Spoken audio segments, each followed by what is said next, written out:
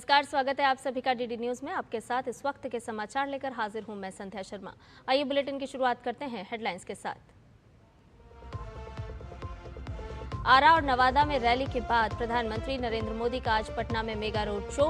राहुल गांधी की खगड़िया और बेगूसराय में रैली। तेजस्वी यादव आज महुआ में तेज प्रताप के खिलाफ करेंगे रैली।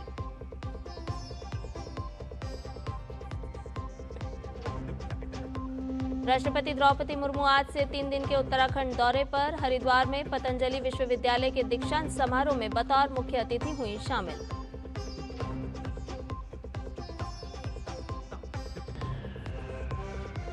इसरो आज देश का सबसे भारी संचार उपग्रह CMS-03 करेगा लॉन्च। सबसे भारी संचार उपग्रह से नौसेना के लिए कनेक्टिविटी को मिलेगा बढ़ावा।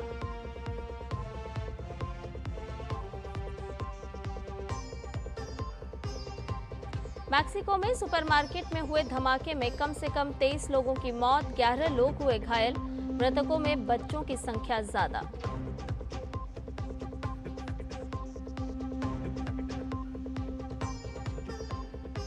और ICC महिला क्रिकेट विश्व कप में टीम इंडिया इतिहास रचने को तैयार। फाइनल में होगा दक्षिण अफ्रीका से मुकाबला।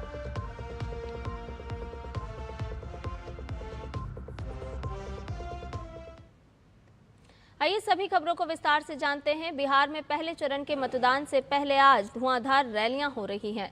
आज बिहार में चुनाव प्रचार का सुपर संडे है। एक तरफ जहां एनडीए के बड़े बड़े नेता प्रचार को धार देने में जुटे हुए हैं, तो वहीं महागठबंधन भी धुआंधार रैलियां कर रहा है। एनडीए के लिए भाजपा के स्टार प्रचारक और प्रधानमंत्री नरेंद्र मोदी आज बिहार में 2 चुनावी सभाओं को संबोधित करेंगे। पीएम की पहली रैली आरा में और दूसरी रैली नवादा में होगी। प्रधानमंत्री नरेंद्र मोदी इसके बाद शाम को पटना पहुंचेंगे, जहां वो राष्ट्र कवि रामधारी सिंह दिनकर की प्रतिमा पर पुष्पांजलि अर्पित करेंगे। प्रधानमंत्री का पटना में ये तीसरा रोड शो होगा। प्रधानमंत्री के रोड शो को लेकर सुरक्षा के पुख्ता इंतजाम किए गए हैं। बाद में प्रधानमंत्री नरेंद्र मोदी तख्त श्री हरिमंदिर जी पटना साहिब गुरुद्वारा में मत्था टेकेंगे। बिहार विधानसभा की 243 सीट के लिए 2 चरण में चुनाव होने हैं। पहले चरण में 6 नवंबर को और 121 विधानसभा क्षेत्रों में मतदान होगा, जबकि दूसरे चरण में 11 नवंबर को शेष सीट पर वोट डाले जाएंगे। पीएम मोदी के साथ साथ गृह मंत्री अमित शाह भी आज बिहार में रैलियां करेंगे। अमित शाह आज मुजफ्फरपुर और वैशाली में जनसभाओं को संबोधित करेंगे। अमित शाह मुजफ्फरपुर के साहिबगंज विधानसभा के पारू में जनसभा करेंगे, तो वहीं वैशाली के पातेपुर विधानसभा के महनार में दूसरी जनसभा करेंगे।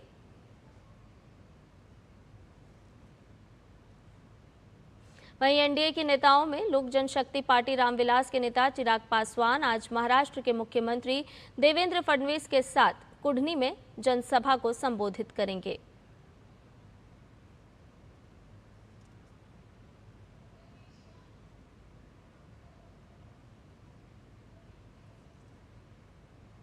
और वहीं महागठबंधन ने भी चुनाव प्रचार में अपनी पूरी ताकत झोंक दी है।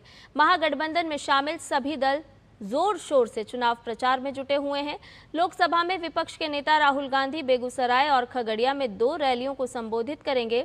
राहुल खगड़िया के JNKT इंटर स्कूल मैदान में जनसभा को संबोधित करेंगे, तो वहीं महागठबंधन के मुख्यमंत्री चेहरे तेजस्वी यादव आज मुंगेर, पटना, वैशाली और सारण में चुनावी रैलियां करेंगे। इसमें वो महुआ में अपने बड़े भाई तेज प्रताप यादव के खिलाफ राजद उम्मीदवार के समर्थन में वोट मांगेंगे।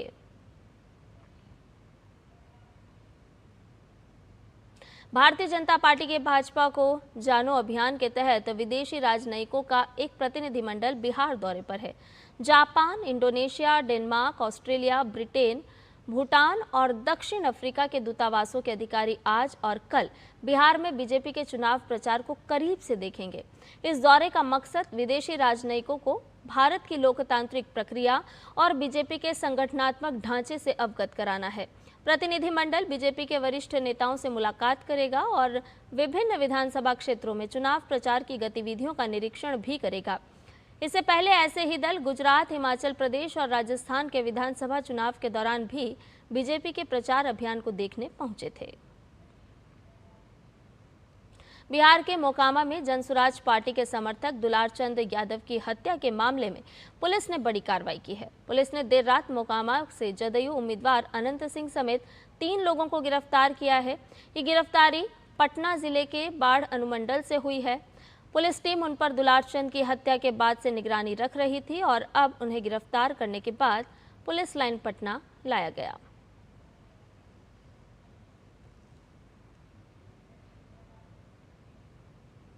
पटना के डीएम डॉक्टर त्यागराजन एसएम ने कहा है कि ये एक गंभीर घटना है, हमने इसे काफ़ी गंभीरता से लिया है। अभी स्थिति बहुत सामान्य है, हमने इसकी पूरी छानबीन की है। जो भी असामाजिक तत्व इसमें शामिल हैं उनके खिलाफ लगातार कार्रवाई की जा रही है।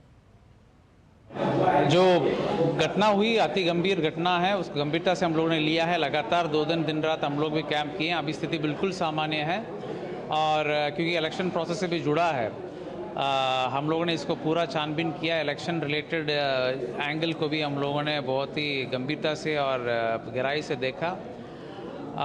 जो भी असामाजिक तत्व इसमें इन्वॉल्व हैं, सबके विरुद्ध लगातार कार्रवाई की जा रही है। कल भी 80 लोगों को गिरफ्तार हुआ, आज मुख्य अभियुक्तों को गिरफ्तार हुआ। आगे भी जो पुलिस कार्रवाई की आवश्यकता है वो पुलिस कर रही है, निष्पक्ष तौर पर कर रही है।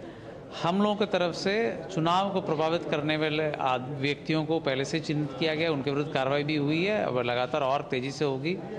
सीसीए के तहत भी कार्रवाई हुई है, जो बीएनएसएस 126 के तहत भी कार्रवाई हुई है। चुनाव आयोग ने भी दुलारचंद मर्डर केस में बड़ी कार्रवाई करते हुए पटना के ग्रामीण एसपी समेत 4 अधिकारियों का तबादला कर दिया है, जबकि बाढ़ के एसडीपीओ को निलंबित करने के निर्देश दिए हैं। चुनाव आयोग ने इस संबंध में बिहार के डीजीपी विनय कुमार से आज दोपहर 12 बजे तक एक्शन टेकन रिपोर्ट मांगी है। बाढ़ के एसडीओ सह 178 मोकामा विधानसभा के रिटर्निंग ऑफिसर चंदन कुमार को हटाकर उनकी जगह आईएएस अधिकारी आशीष कुमार को नियुक्त किया गया है। वहीं एसडीपीओ बाढ़ 1 राकेश कुमार और एसडीपीओ बाढ़ 2 अभिषेक सिंह का ट्रांसफर कर दिया गया है। बिहार भाजपा अध्यक्ष दिलीप जायसवाल ने मोकामा हत्याकांड पर कहा कि बिहार में कानून का राज है और पुलिस को न्याय दिलाने के लिए कार्रवाई करने का पूरा अधिकार है। कानून अपना काम कर रहा है, उसके बाद अदालत है और मामला अदालत में भी जाएगा। अदालत इन सब पर बारीकी से नजर रखती है और फिर उचित निर्णय लेती है। बिहार में कानून का राज है और पुलिस को पूरा अधिकार है कि दूध का दूध, पानी का पानी, जो भी उचित न्याय देना है उसके लिए पुलिस अपना कार्रवाई करने के लिए फ्री रहती है और कानून अपना काम कर रही है। कानून को जो उचित लगेगा फिर उसके बाद न्यायालय है तो माननीय न्यायालय में भी मामला जाएगा और जो हमारा पुलिस विभाग है और जो माननीय न्यायालय है इन सब चीज़ों पर विस्तृत नज़र बनाए रखती है और फिर उचित फैसला लेती है। खबरों में बढ़ते हैं आगे। कर्नाटक में लालबाग टनल रोड प्रोजेक्ट को लेकर राजनीति गर्मा गई है। भाजपा सांसद तेजस्वी सूर्या ने पार्टी कार्यकर्ताओं के साथ इस प्रोजेक्ट को लेकर कांग्रेस शासित कर्नाटक सरकार के खिलाफ विरोध प्रदर्शन किया। भाजपा का आरोप है कि प्रोजेक्ट की योजना पर्यावरण और सुरक्षा मानकों को नजरअंदाज करती है और जनता के हितों को खतरे में डालती है। भाजपा ने इस प्रोजेक्ट को दिन दहाड़े लूट बताया और आरोप लगाया कि रियल एस्टेट के हित में चलाया जा रहा है।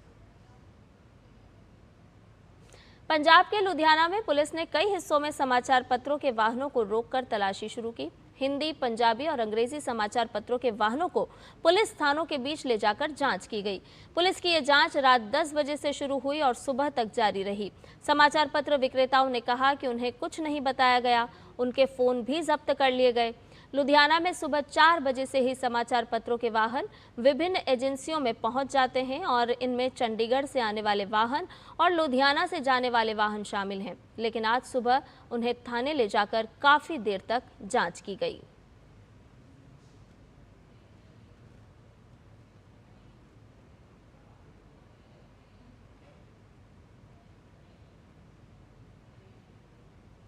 रुक करते हैं अगली खबर का। भारतीय अंतरिक्ष अनुसंधान संगठन आज अब तक के सबसे भारी संचार उपग्रह CMS-03 को लॉन्च करने जा रहा है। CMS-3 को श्रीहरिकोटा स्थित सतीश धवन अंतरिक्ष केंद्र से लॉन्च किया जाएगा। CMS-3 एक बहु बैंड संचार उपग्रह है जो भारतीय भूभाग सहित एक विस्तृत महासागरीय क्षेत्र में सेवाएं प्रदान करेगा। लगभग 4,400 किलोग्राम वजनी CMS-3 भारतीय धरती से भू समकालिक स्थानांतरण कक्षा में प्रक्षेपित किए जाने वाला सबसे भारी संचार उपग्रह होगा। LVM-3 के पिछले मिशन ने चंद्रयान-3 मिशन का प्रक्षेपण किया था, जिसमें भारत चंद्रमा के दक्षिणी ध्रुव के पास सफलतापूर्वक उतरने वाला पहला देश बना। CMS-3 की सफल तैनाती भारत की अंतरिक्ष तकनीक में आत्मनिर्भरता और भारी उपग्रह प्रक्षेपण क्षमता को नया आयाम देगी। ये मिशन देश में डिजिटल कनेक्टिविटी, आपदा प्रबंधन और सामरिक संचार को मजबूत करने की दिशा में एक बड़ा कदम माना जा रहा है।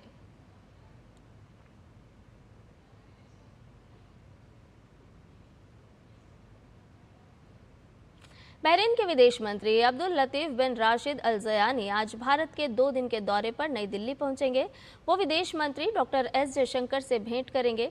अल ज़यानी की ये यात्रा पिछले वर्ष दिसंबर में डॉक्टर एस जयशंकर की बहरीन यात्रा के बाद हो रही है। पिछले वर्ष की यात्रा के दौरान डॉक्टर एस जयशंकर ने भारत बहरीन संयुक्त आयोग की 4थी बैठक की सह अध्यक्षता की थी। दोनों देश शिक्षा क्षेत्र में द्विपक्षीय सहयोग का विस्तार करने पर सहमत हुए थे। वाणिज्य दूतावास संबंधी मुद्दों पर सहयोग बढ़ाने पर भी सहमति हुई थी। भारत और बहरीन के बीच सौहार्दपूर्ण राजनीतिक, आर्थिक, सांस्कृतिक और लोगों के बीच आपसी संपर्कों की विशेषता वाले उत्कृष्ट द्विपक्षीय संबंध हैं।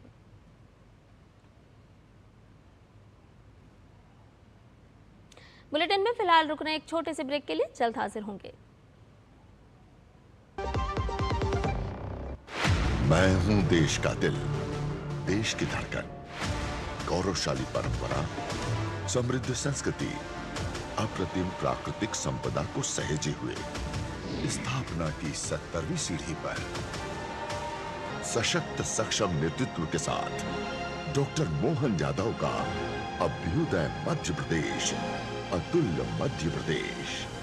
जन कल्याण के प्रगति पथ पर विकास के नित नए सोपान गढ़ते अलौकिकता से जगमग मध्य प्रदेश के स्थापना दिवस पर दिखेगी 1 से 3 नवंबर तक प्रदेश की समृद्ध संस्कृति की झलक, जिसमें ड्रोन शो, विश्ववंद, जुबिन नौटियाल, हंसराज रघुवंशी और स्नेहा शंकर की सांगीतिक प्रस्तुतियां एवं सम्राट विक्रमादित्य महानाट्य मंचन के साथ आकर्षक प्रदर्शनियों के आयोजन शामिल हैं। आइए हमारे अपने मध्य प्रदेश के 70वें स्थापना दिवस को धूमधाम से मनाएं। मेरा मध्य प्रदेश है।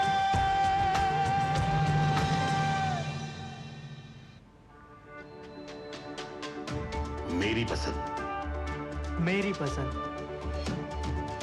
मेरी पसंद, मेरी पसंद, हमारी पसंद, हम सबकी पसंद। मजबूत देश का मजबूत सरिया हो गया स्टील। ब्रेक के बाद समाचार में आपका एक बार फिर से स्वागत है। भारत सरकार की ओर से की गई जीएसटी दरों में कटौती के बाद अक्टूबर में जीएसटी कलेक्शन बढ़कर 1.96 लाख करोड़ रुपए हो गया है। पिछले साल के मुकाबले ये 4.6% ज्यादा है। ये वृद्धि 22 सितंबर को लागू की गई जीएसटी दरों में कटौती के बाद दर्ज की गई है। अक्टूबर 2024 में कुल जीएसटी राजस्व 1.87 लाख करोड़ रुपए था। अक्टूबर महीने में केंद्रीय जीएसटी कलेक्शन 36,547 करोड़ रुपए रहा, जबकि राज्य जीएसटी का कलेक्शन 45,134 करोड़ रुपए रहा। एकीकृत जीएसटी से 1,06,443 करोड़ रुपए कलेक्ट किए गए। उपकर का कलेक्शन 7,812 करोड़ रुपए रहा।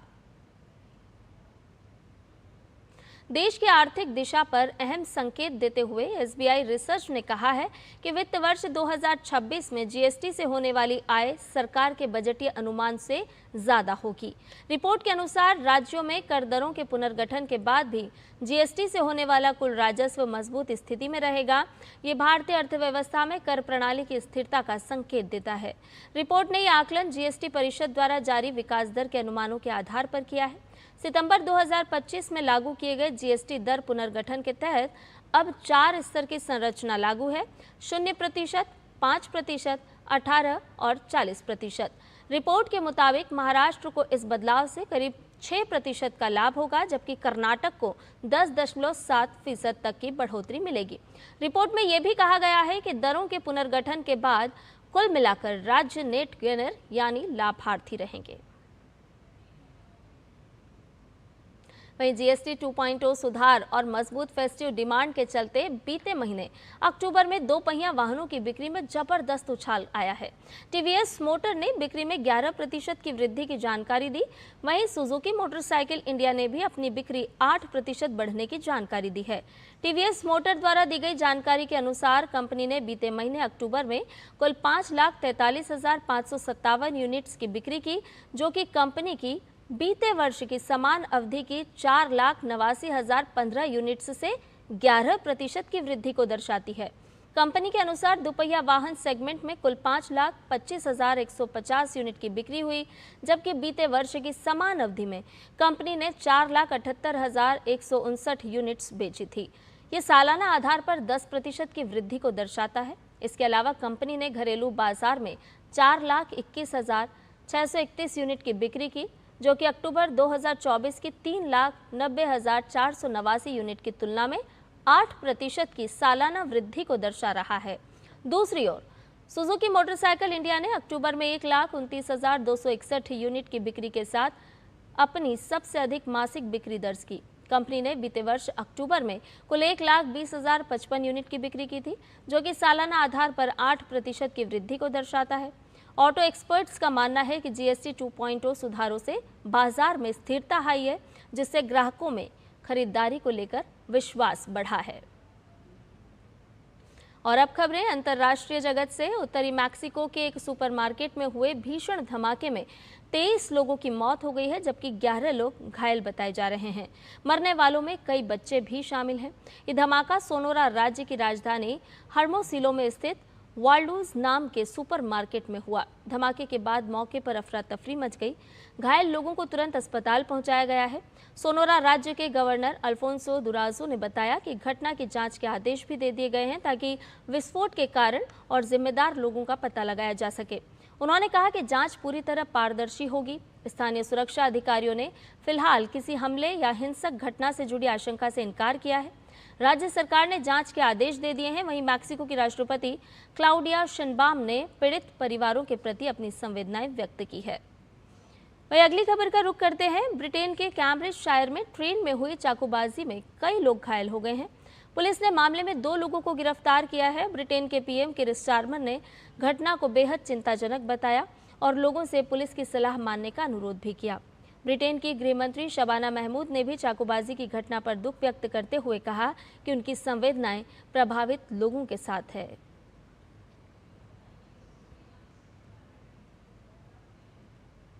इधर रूस और यूक्रेन के बीच जारी हिंसा पर यूक्रेन के राष्ट्रपति वोलोडिमिर ज़ेलेंस्की ने कहा कि रूस ने उनके देश के पूर्वी डोनेत्स्क क्षेत्र में लगभग 1,70,000 सैनिकों को तैनात किया है, जहां वह युद्ध क्षेत्र में जीत हासिल करने के लिए पोक्रोव्स्क शहर पर कब्जा करने की कोशिश कर रहे हैं। ज़ेलेंस्की ने कहा कि पोक्रोव्स्क में स्थिति कठिन है। वहीं यूक्रेन के शीर्ष सैन्य कमांडर ने कहा कि उनकी सेना पूर्वी शहर पोक्रोव्स्क में अब भी मजबूती से डटी हुई है। केन्या से अगली खबर। केन्या में भूस्खलन की वजह से जानमाल की काफ़ी क्षति हुई है। पश्चिमी केन्या के एल्गियो मार्क्वेट काउंटी के कुछ हिस्सों में हुए भीषण भूस्खलन में 21 लोगों की मौत हो गई है और 30 से ज़्यादा लोग लापता हैं। प्रशासन ने कहा है कि आज फिर से बचाव अभियान शुरू किया जाएगा। भारी बारिश के कारण काउंटी के कई गांव तक पहुंच मुश्किल हो गई है। वहीं प्रभावित परिवारों तक अतिरिक्त राहत सामग्री पहुंचाने की तैयारी चल रही है।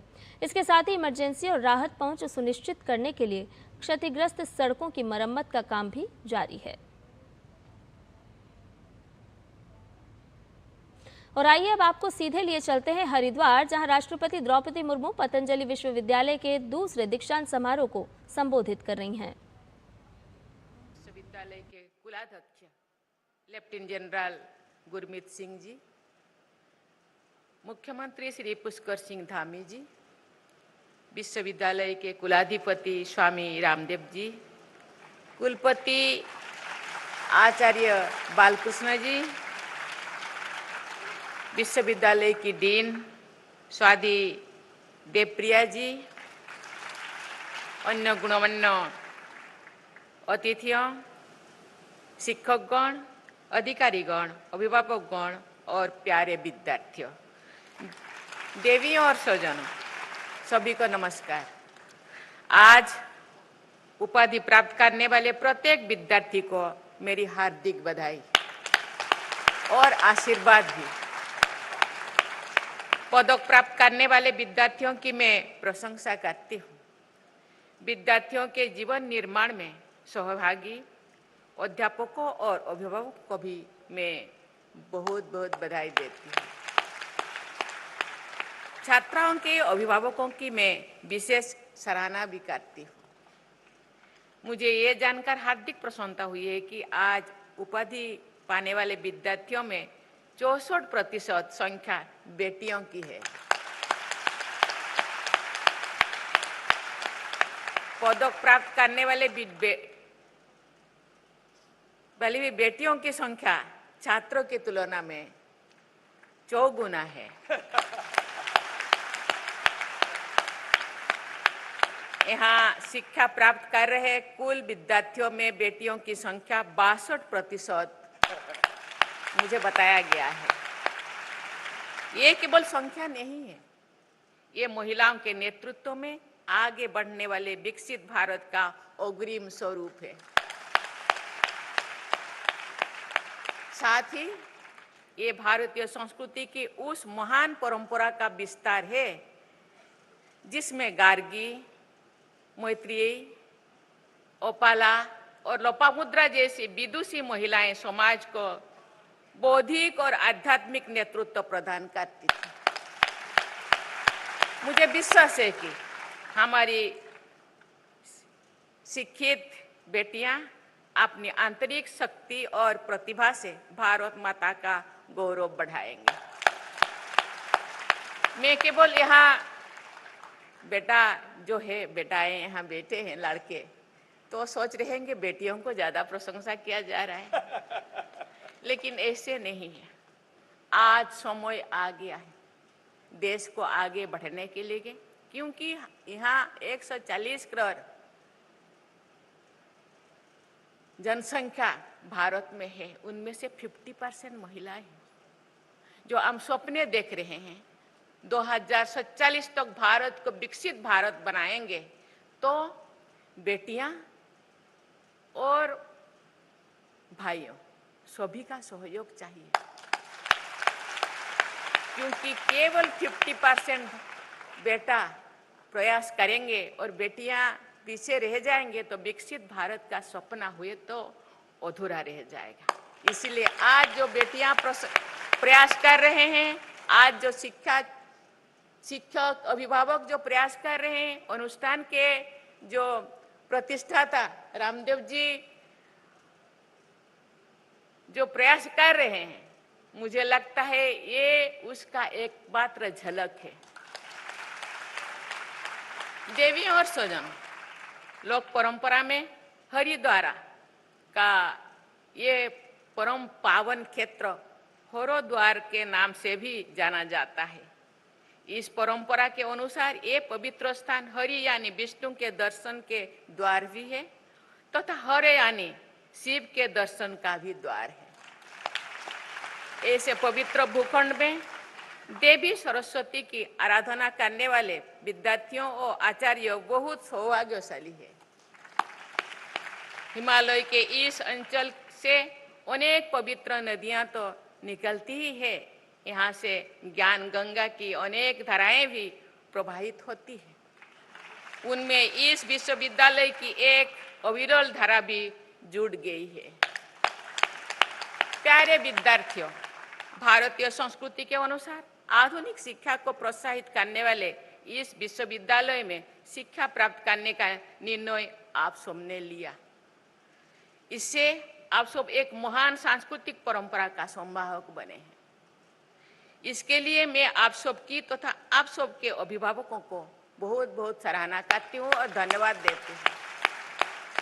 भारत की महान विभूतियों ने मानव संस्कृति के निर्माण से अमूल्य योगदान दिया है।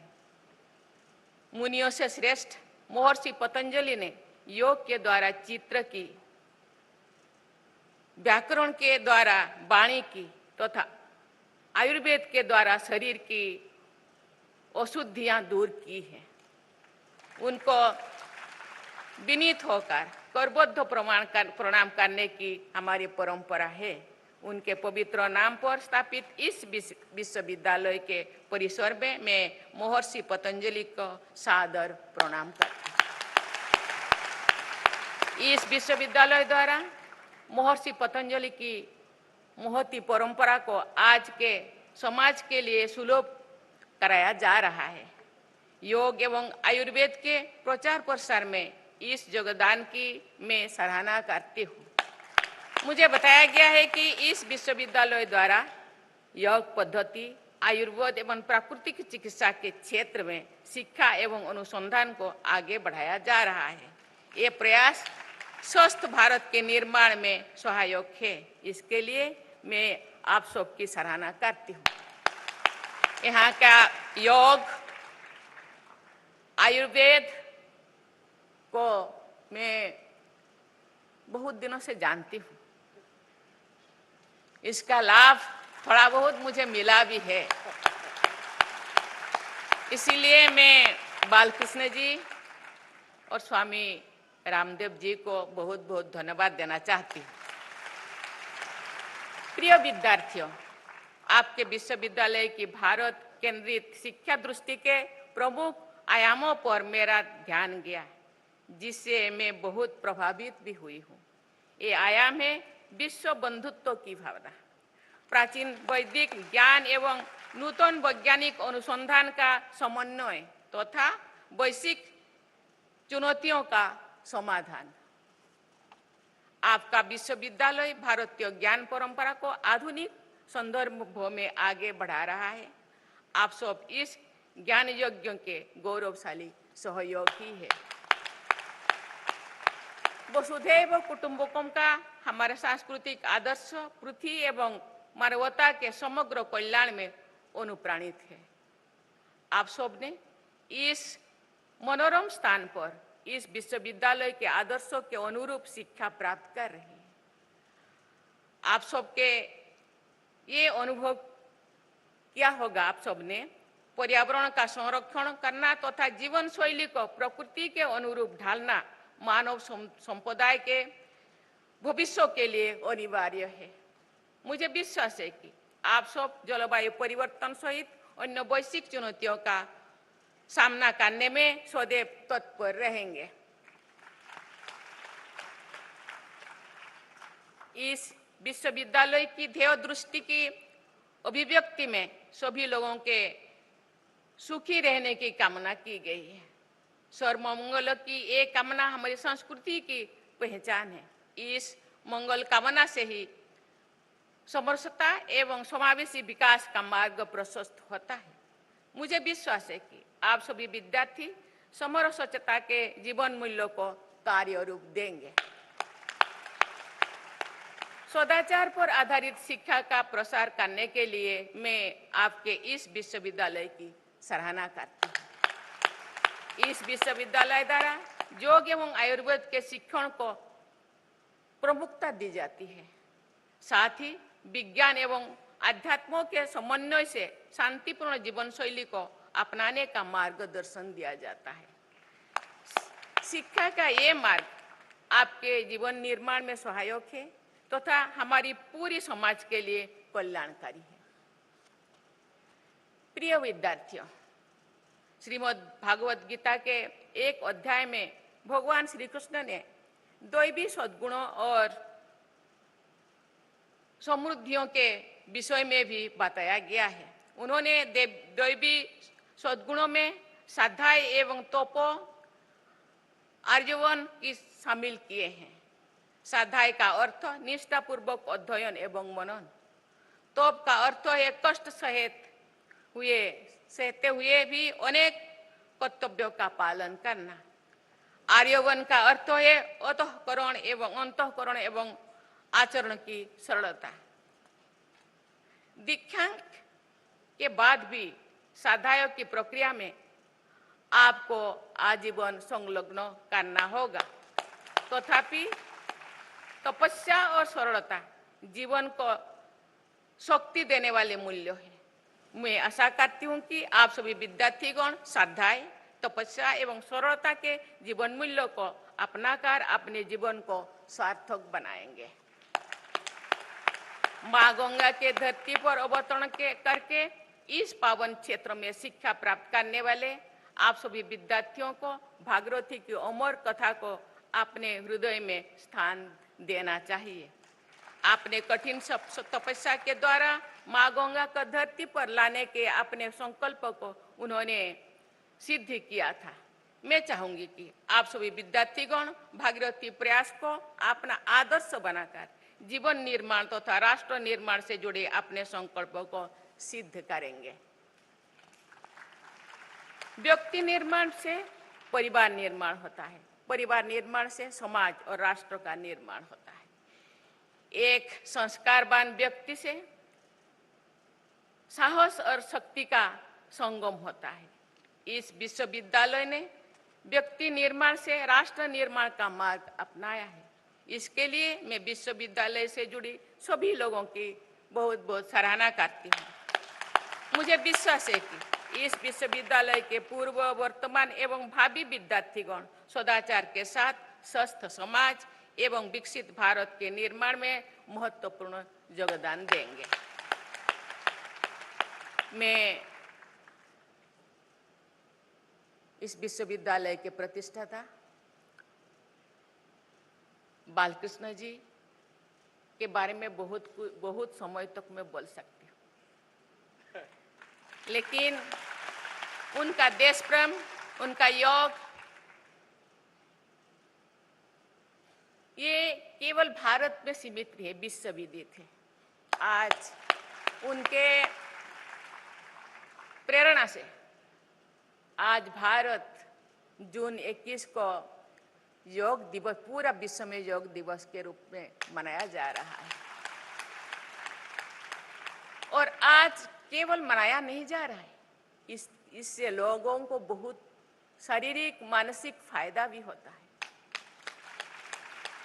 इसलिए इस योग को मुझे लगता है अभी जो बच्चे यहाँ से शिक्षित होके जाते हैं, ये तो एक बीज जो एक महाद्रुम के रूप में खड़ा है और इतने सारे लाखों करोड़ों बीजे ये उत्पन्न किए हैं। ये पूरा विश्व में ये संदेश जाएगा, ये बीज जाएगा और योग, प्राणायाम और आयुर्वेद का ये विश्व विदित होगा। जो एक दिन विश्व गुरु भारत था, मुझे लगता है ये वो विश्व गुरु का मुझे जैसे नज़ारा देख रहा है, मुझे लगता है वो दिन दूर नहीं, बहुत जल्दी भारत विश्व गुरु फिर कहलाएगा और अपना जो पुरातन भारत का नाम फिर भी पूर्व जैसा रोशन होगा और भारत के नाम को बहुत सादर से लोग लेंगे।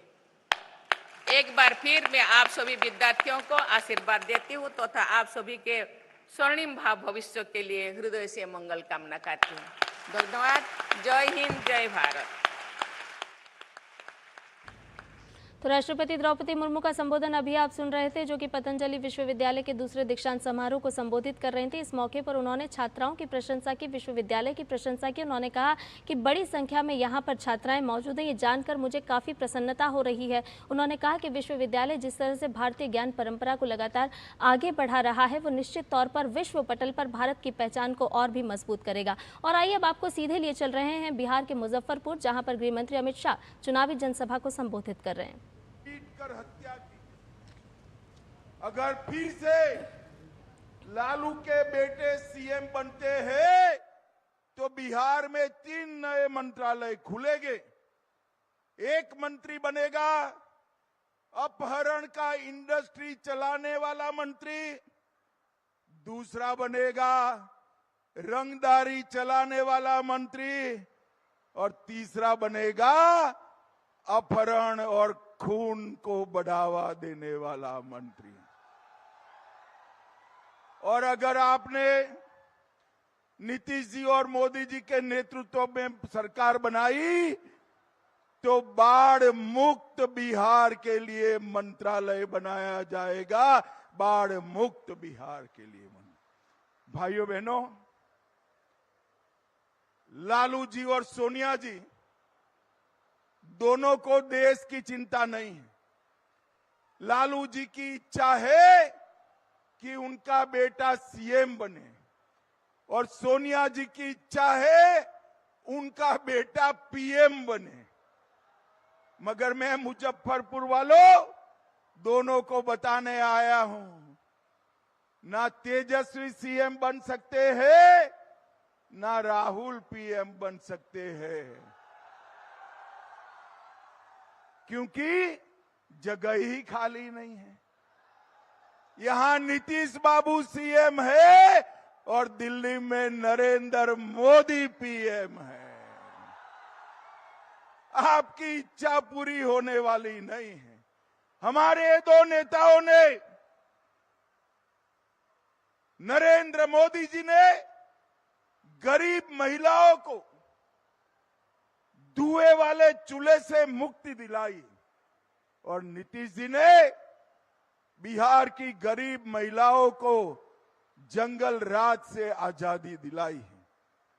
मोदी जी ने संसद में और विधानसभा में माताओं बहनों को 33% आरक्षण दिया और नीतीश बाबू ने पंच सरपंच के चुनाव में 50% आरक्षण देने का काम किया है।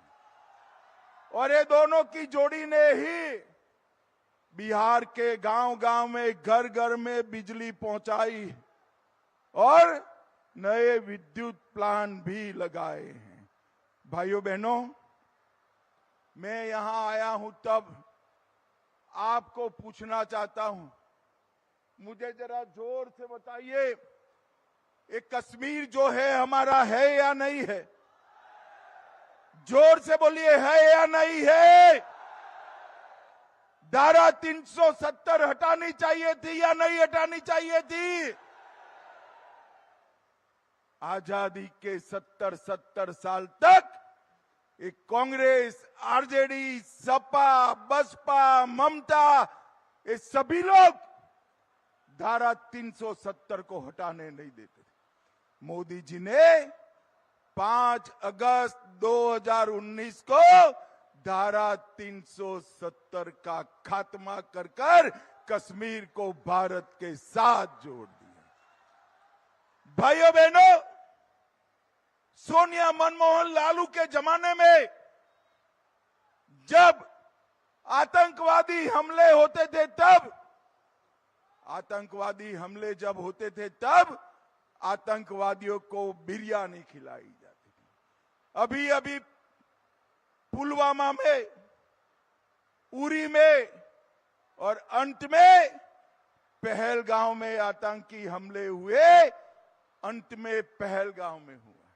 मोदी जी ने 10 ही दिन में ऑपरेशन सिंदूर कर पाकिस्तान के घर में घुसकर आतंकवादियों का सफाया करने का काम किया। मोदी जी ने देश को सुरक्षित किया है, देश को समृद्ध किया है और 1,17,00,000 बिहार की माताओं को गैस का सिलेंडर दिया।